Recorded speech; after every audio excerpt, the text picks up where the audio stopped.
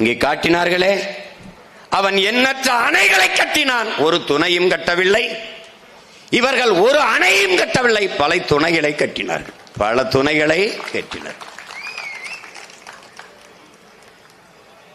எவ்வளவு தூரத்தில் இருக்கிறது பாருங்கள், அவருடைய சிந்தனை செயல்பாடும் இவர்களுடைய சிந்தனை செயல்பாடும். பள்ளிக்கூடம் திறந்தாயிட்டு படிக்க ஒரு பிள்ளைகளும் வரலை.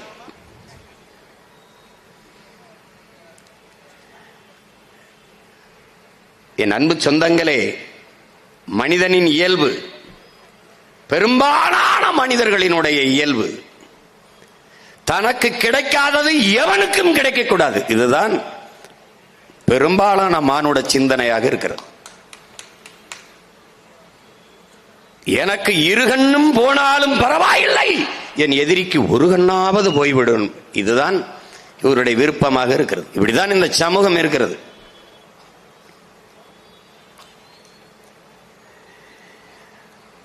ஆனால் ஒரு தலைவன் வந்தான், தனக்கு கிடைக்கவில்லை என்றாலும் பரவாயில்லை, தன் தேசத்தின் பிள்ளைகளுக்கு கிடைக்க வேண்டும் என்று நினைத்தான்.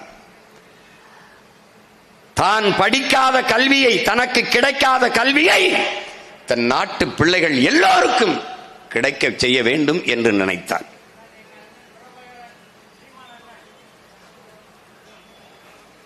ஒரு பிள்ளைகளை கூட பெறாத அவன் ஒட்டுமொத்த நாட்டின் பிள்ளைகளையும் தன் பிள்ளைகள் போல நேசித்து படிக்க வைத்து கல்வியறிவு பூட்டினான்.